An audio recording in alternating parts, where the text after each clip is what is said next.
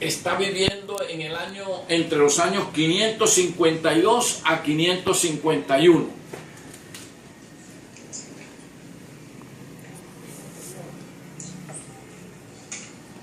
Y ya, o sea que el profeta está viviendo, está escribiendo esto, está teniendo la visión ya para la parte final del imperio babilónico.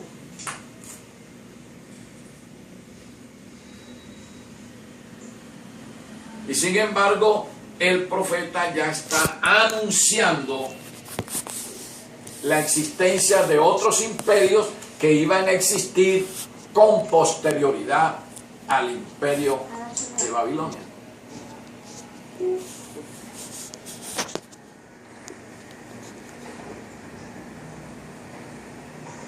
Sí, como lo fueron el imperio medo-persa, el otro imperio de Alejandro Magno. Pero ahora entra la profecía a otra bestia, que es en el versículo 7. Dale, Armandito, te toca ahora, hijo. ¿Qué? ¿Cómo? Mi mamá, cuando le metí el control, se veía de por acá. Armandito le toca, pastor. No. Que lo lea, quiere que lo lea. Préstame ese muñequito. Daniel 7, 7.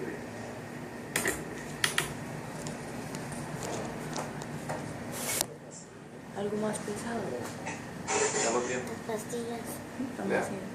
Después de esto, en mis visiones nocturnas, vi ante mí una cuarta bestia, la cual era extremadamente horrible y poseía una fuerza descomunal como sus grandes colmillos de hierro y aplastaba y devoraba a sus víctimas para luego pisotear los restos. Tenía dientes, cuernos y uno se parecía en cada a las otras bestias. Correcto.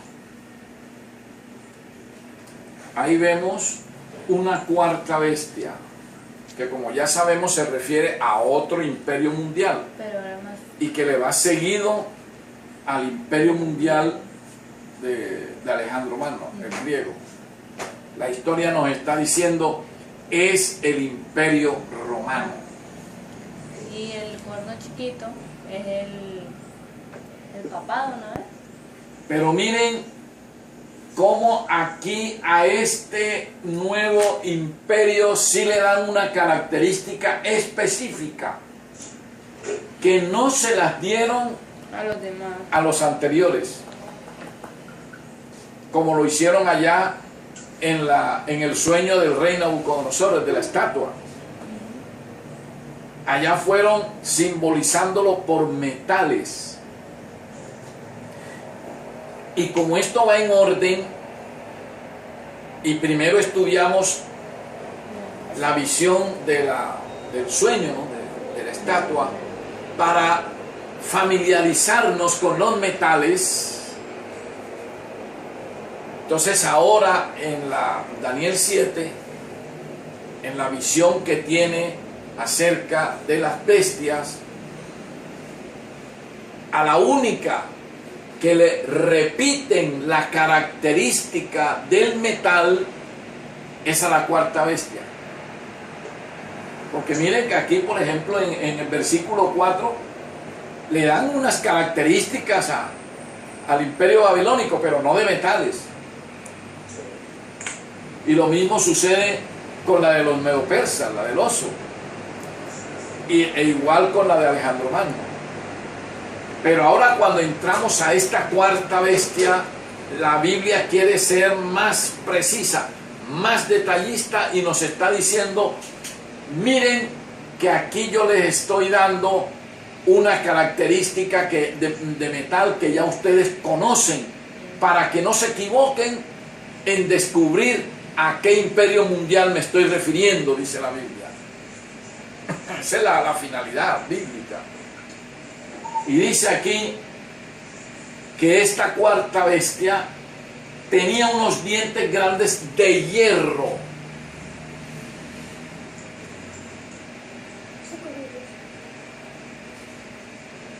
Cuando estudiamos la estatua del rey Nabucodonosor, vimos que el hierro simbolizaba el imperio romano. Ahora nos los están colocando nuevamente acá, en la cuarta bestia. Como quien dice, asocia para que no te equivoques.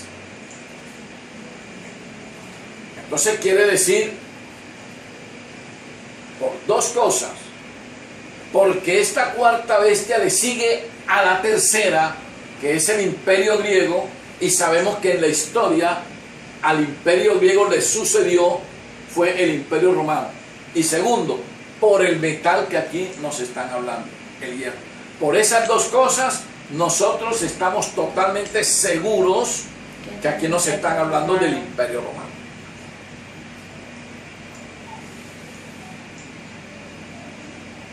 Pero a esta bestia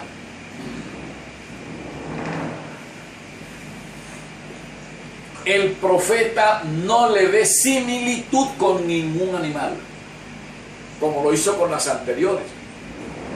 A la primera le vio similitud un león, a la segunda con un oso, la tercera con un leopardo, pero ahora la cuarta no le ve similitud con ningún animal, sino que dice espantosa y terrible. Terriblemente fuerte.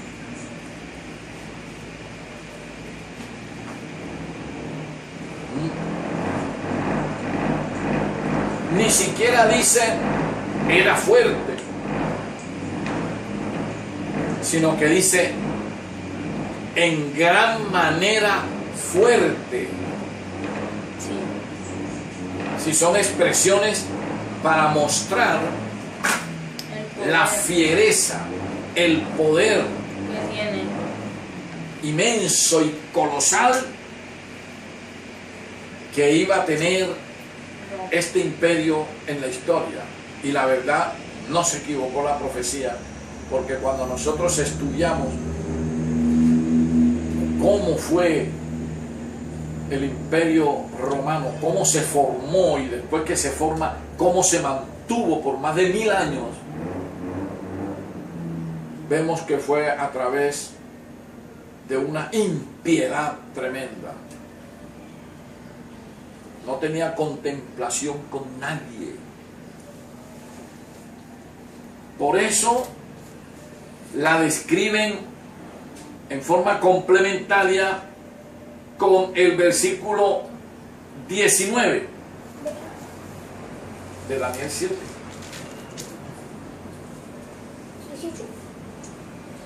Daniel 7, 19.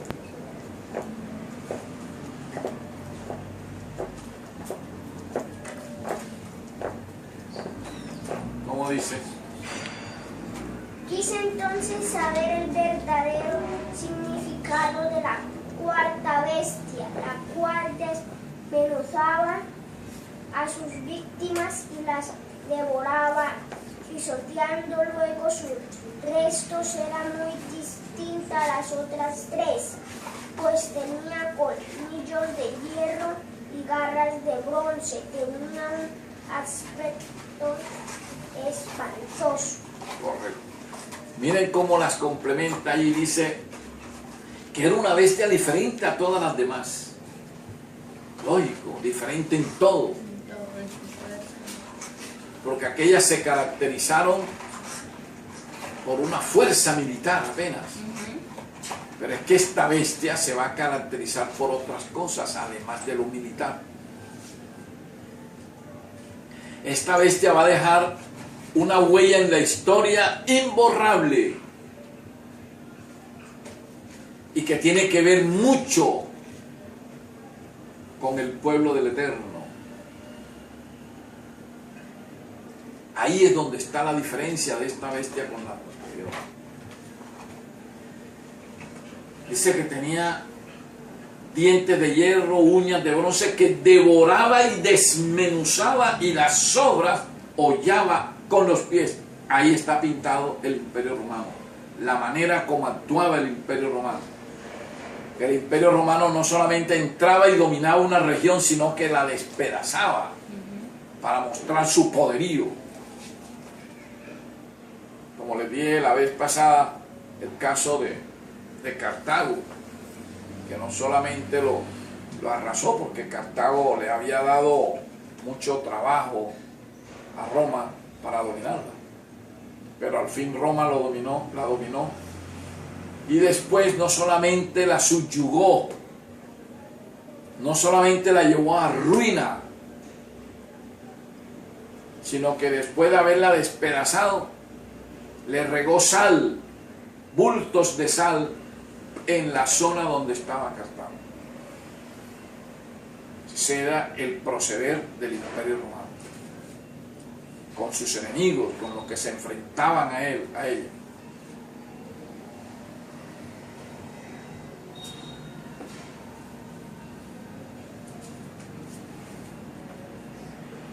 Dice el versículo 8 algo importante de esta bestia.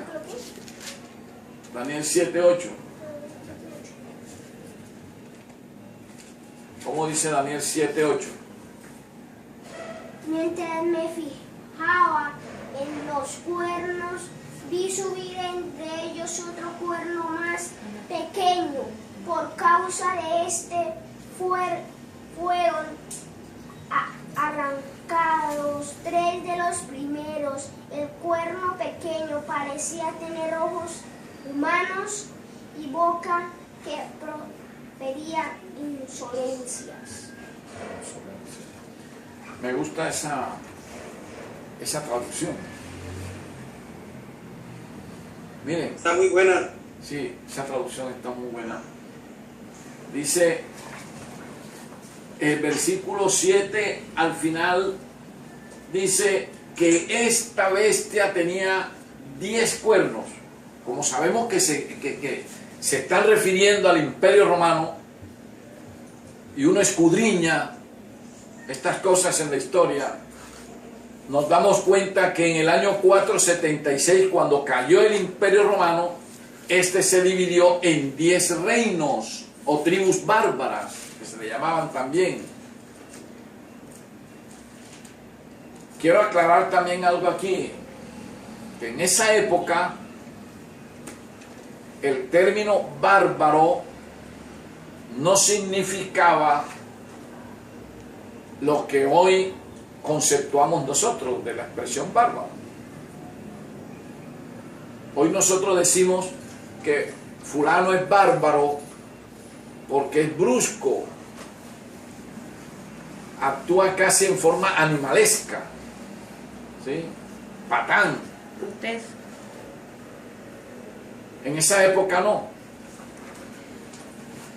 En esa época el término bárbaro significaba extranjero. Era aplicado a todo aquel que no tenía la ciudadanía romana.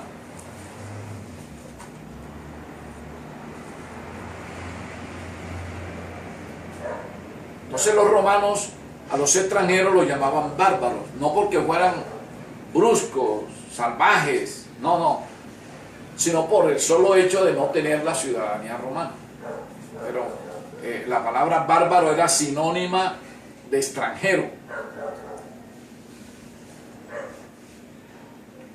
Entonces, estas 10 tribus bárbaras, ya nosotros sabemos cuáles son,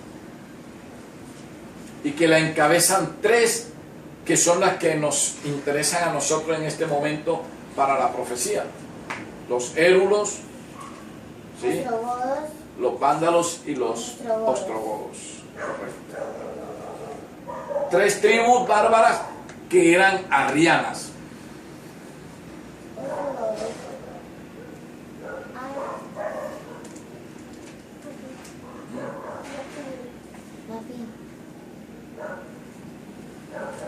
Entonces,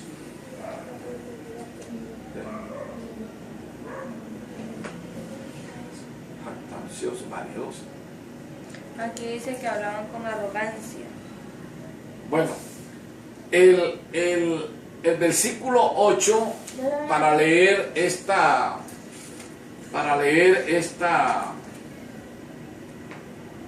traducción,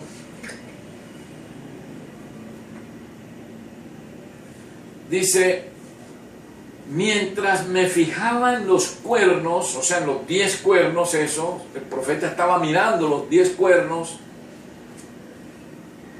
vi surgir entre ellos, o sea, entre los 10, por ahí, acomodadito, otro cuerno más pequeño. Entonces dice esta frase que se apega más a la historia: por causa de este, o sea, por causa de ese cuernito pequeño, fueron arrancados 3 de los primeros, o sea, 3 de los 10. O sea, que esos 3 de los 10 cayeron no por sí mismos, sino que el causante de que cayeran esos 3 fue ese cuerno pequeño.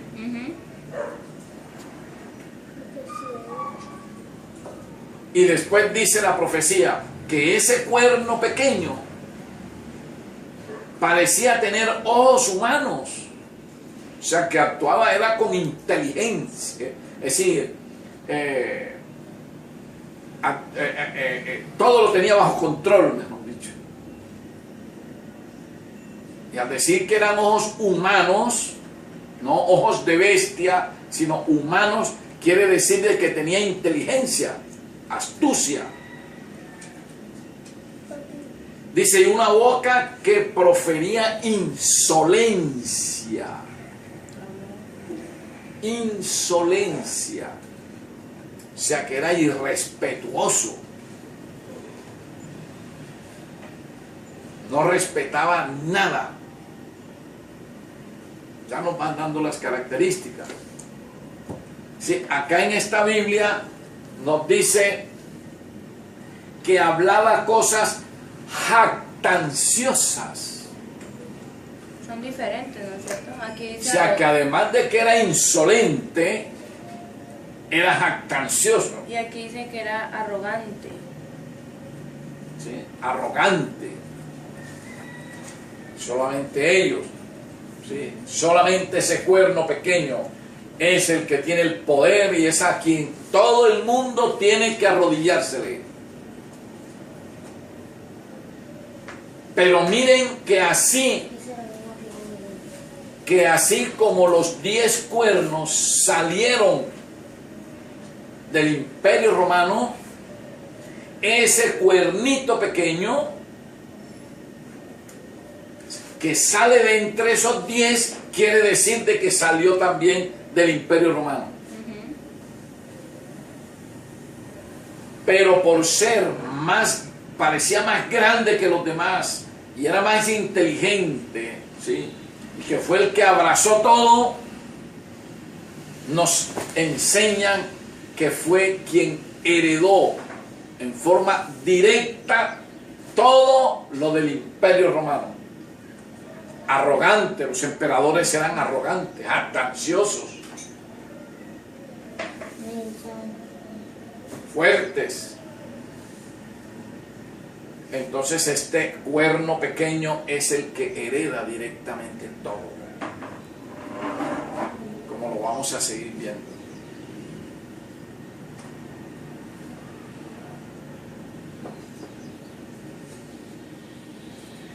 La historia ya nosotros estudiamos cómo nos va enseñando cada una de estas cosas. Lo que quiere decir también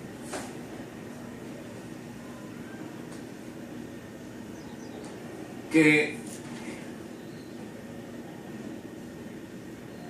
este cuernito pequeño va a adquirir un poder tremendo, absoluto. El versículo 20 nos enseña muchas cosas sobre este punto. A ver, léanlo allá, por favor. Daniel 7:20. Asimismo, acerca de los 10 cuernos que tenía en su cabeza y del otro cuerno que le había salido, ante el cual habían caído 3, ese cuerno tenía ojos y una boca que hablaba grandes cosas.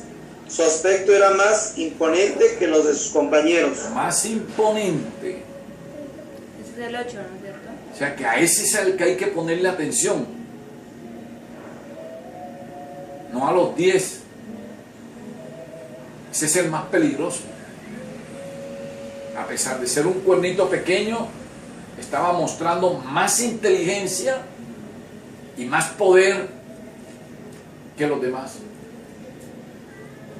La profecía está utilizando una palabra aquí muy diciente cuando dice, delante del cual habían caído 3. Es complementaria de aquella frase cuando dice, por causa de él cayeron 3. O sea que es él el promotor de la caída de esos 3. Si nosotros nos vamos a la historia,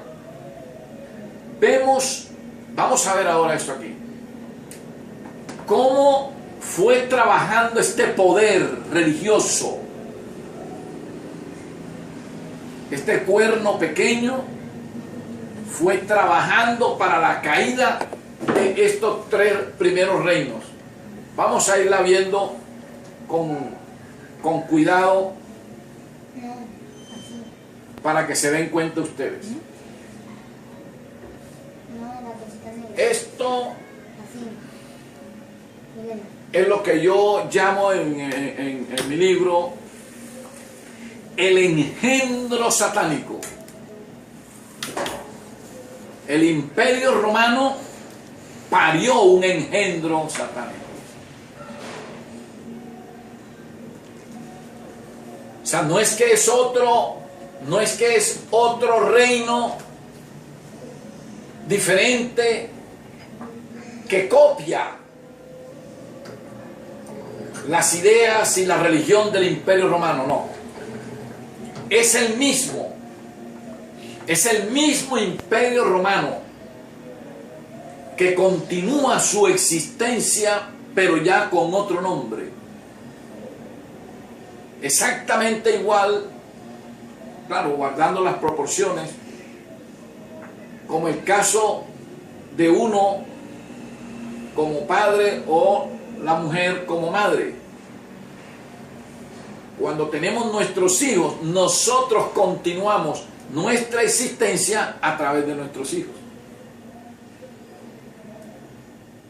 O sea, la madre cuando pare un hijo, ahí está siguiendo su descendencia. Exactamente igual hizo el Imperio Romano. El Imperio Romano, cuando existía, dentro de él se estaba formando ese engendro satánico. Y en el año 476, cuando cae, cuando muere, pare inmediatamente su hijo que es ese cuerno pequeño. Ese es el hijo, esa es la continuación del Imperio Romano. Es que la religión babilónica nunca ha desaparecido.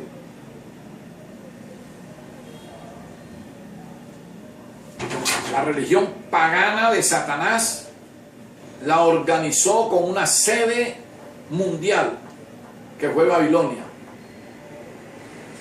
Cuando Babilonia cae, enseguida todo ese andamiaje pagano pasa a Pérgamo.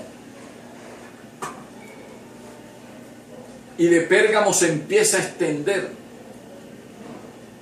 Al momento de perder importancia Pérgamo, ya se había regado para Egipto y para Grecia. Venía caminando ese engendro. Cuando el imperio, cuando Roma empezó a extenderse, y abraza a Grecia y abraza a Egipto, el engendro ahí mismo penetró en Roma. Y cuando Roma cae, para inmediatamente ese engendro, o sea, continúa su existencia. Ese engendro nunca ha desaparecido, es el mismo. Lo que ha hecho es como el camaleón. Ustedes saben que el camaleón toma el color del sitio donde está. Este engendro es lo mismo que el camaleón. Él va tomando el nombre de acuerdo a la región donde él penetra.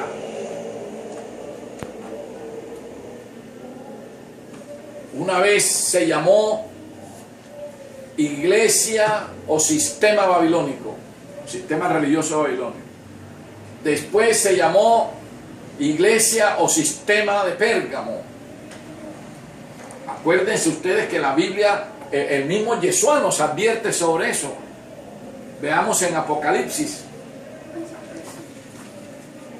Apocalipsis capítulo 2, versículo 13. Apocalipsis capítulo 2, versículo 13. ¿Cómo dice? Yo conozco tus obras y donde moras, donde está el trono del Astantán, pero retienes mi nombre y no la has negado mi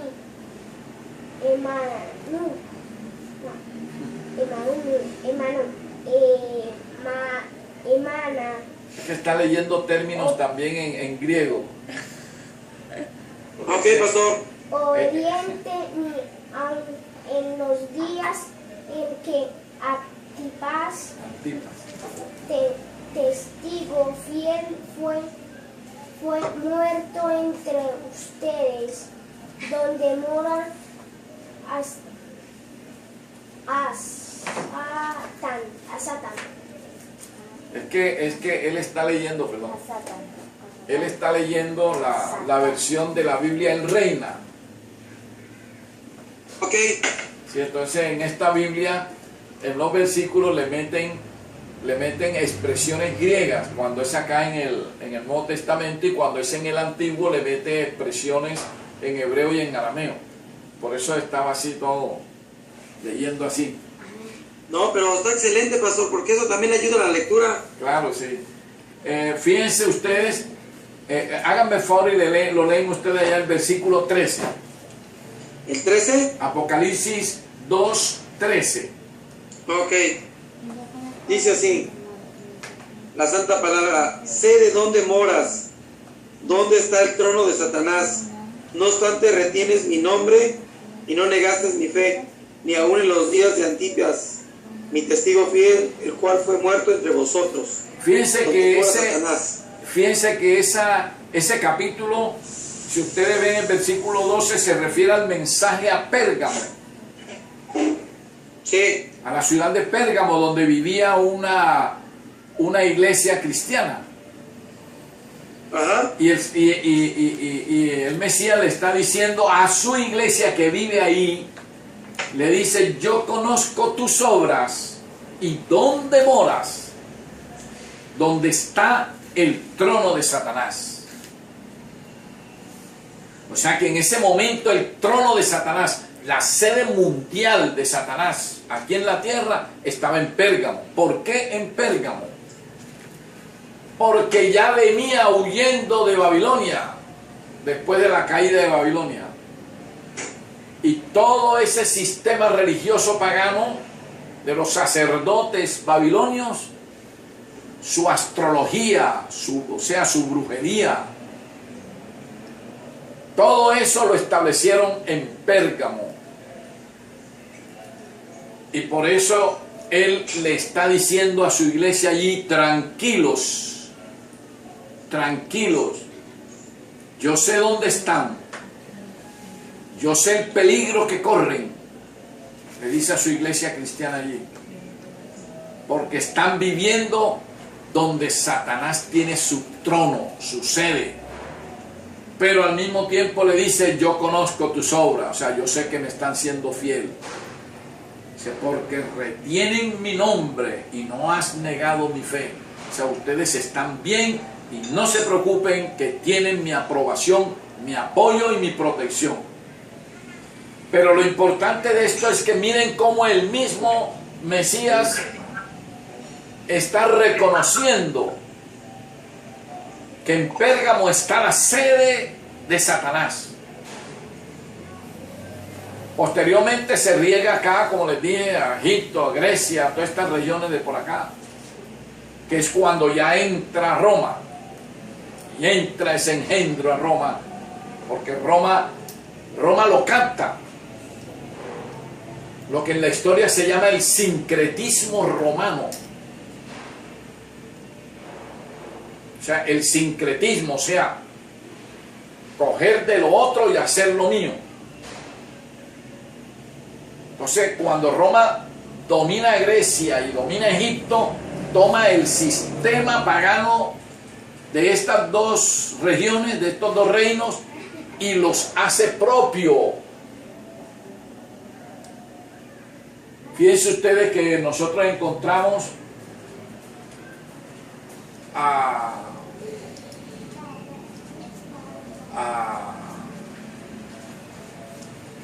en Grecia, por ejemplo, el dios padre Zeus,